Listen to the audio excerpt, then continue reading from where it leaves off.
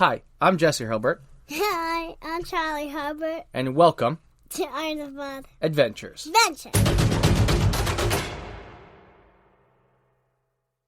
Season 2, Episode 10, Pupate. No, not Pupate. The Fisherman of the Woods. Can you say that? The Fisherman and the Boy. Today's arthropod, Charlie, can be found in the forest. And contrary to its name, it's not usually found near water. Do you know what to say next? No pupate. Not pupate. Can you guess what it is? Can you guess what it is, Beyonce? No, can you guess what it is? Can you guess what it is? Can you guess what it is, Beyonce?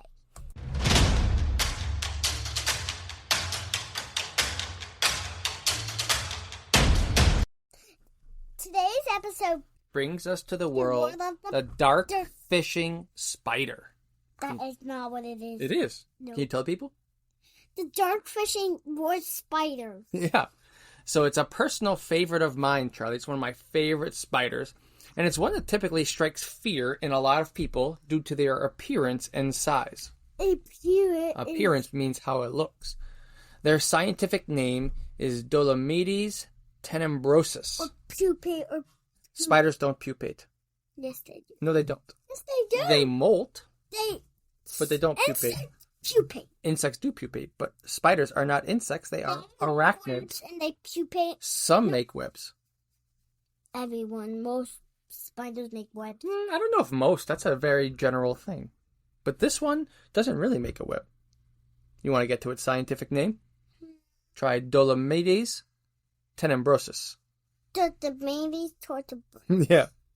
Its genus comes from the Greek word for deceitful, while the species of this arachnid, tenebrosus, comes from the Latin word for full of darkness, or the French word for gloomy. Ew. It kind of says. Why did you say French when you speak French in Canada? They did speak French when we went on our trip to Canada. Yes.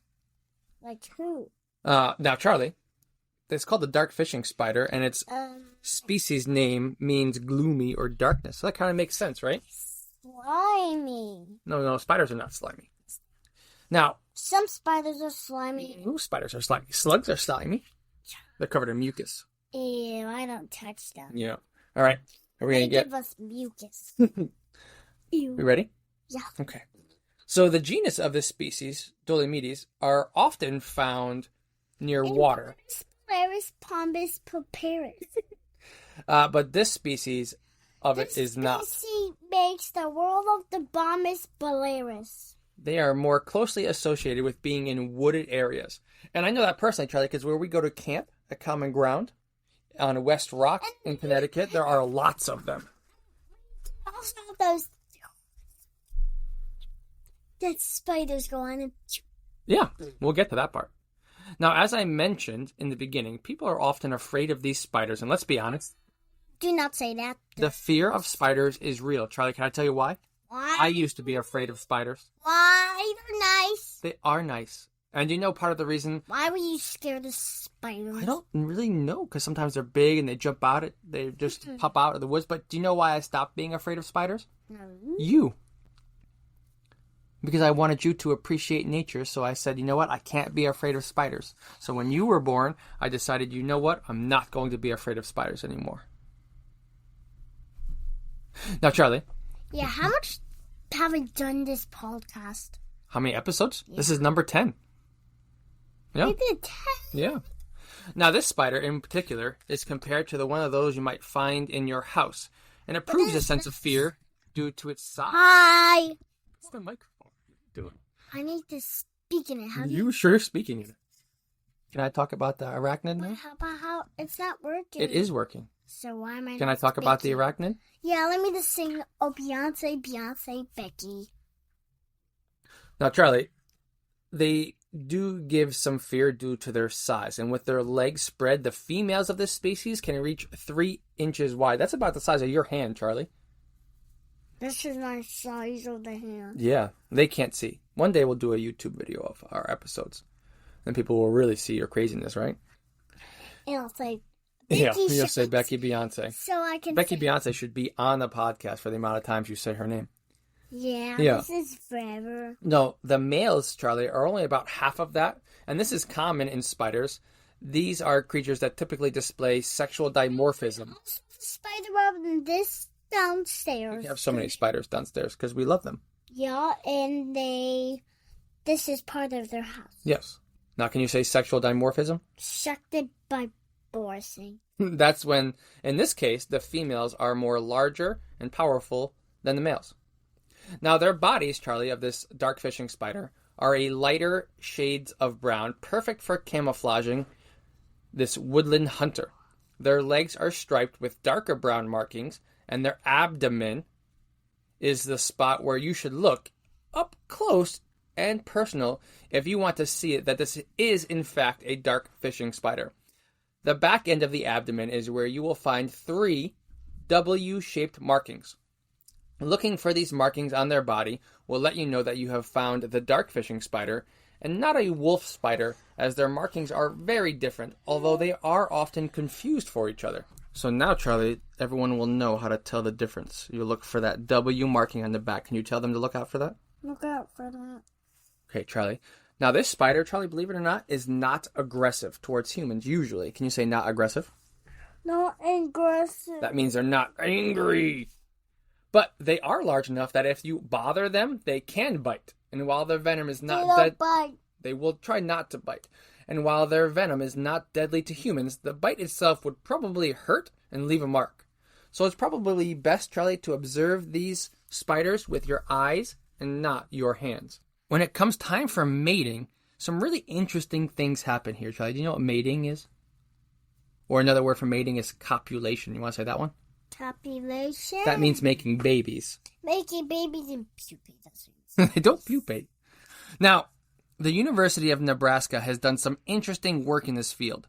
Stephen K. Schwartz, a behavioral ecologist, was a co-author on a study that looked at this interesting phenomenon. An interesting phenomenon, Papa. After the males have directly copulated with the female, he spontaneously curls up his legs and dies, hanging on to the female in the same position he was. Well, we're going to get to that, Charlie.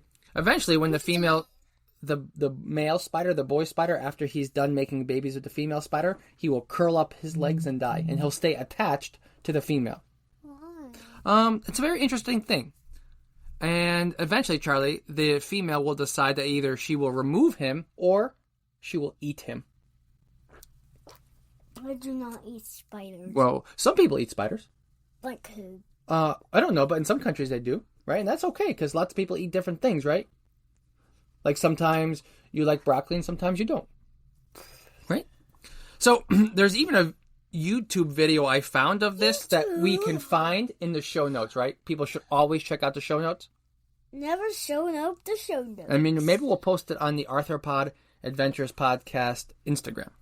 And I got the clip because I swim. Now, Charlie, this is one dedicated mama spider. Once she has her egg sac, she will carry it around and protect it, often carrying it around in her mouth. Once it is ready to hatch... Why does she put it in her mouth? Keep it safe.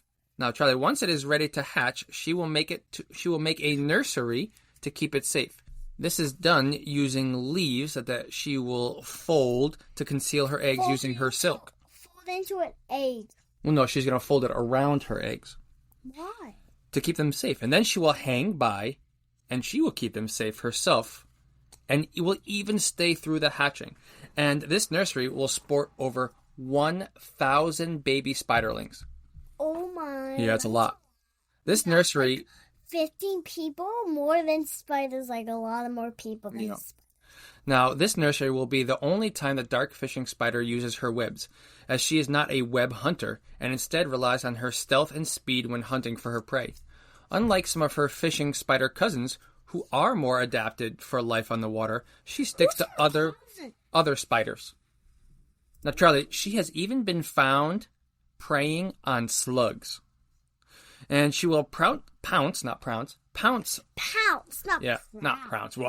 upon her prey, and her bite will do the work for her. It's noted that unlike a lot of web-building spiders, the dark fishing spider has good vision. This has probably been evolved to aid in her hunt. So, Charlie, As we have learned today, this spider is quite large and well suited to life in the forest, with her good vision and excellent camouflage. This helps her not only hunt for prey, but stay safe from predators. Stay safe from predators. Yeah, we most often We most often think of spiders as predators, forgetting that they are eaten. Yes, but they are eaten by many other creatures. Yeah, like frogs. Maybe, yeah. Pizzas? No, we eat pizzas. Yeah, they're yummy. They are yummy. And I had pizza.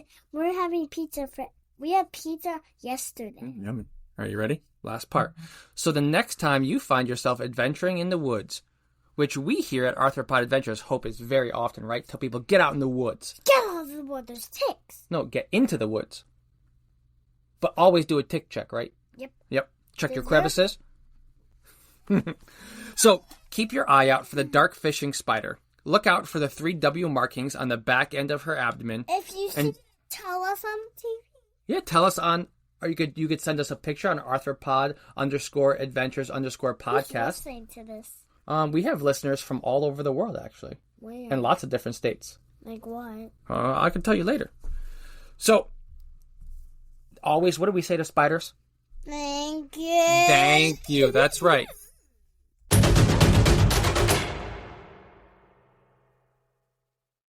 We hope you enjoyed today's episode. If you have an arthropod you would love to hear about, want to tell us what you think about the show, or found a mistake, you can always send us an email at arthropodadventurespodcast@gmail.com.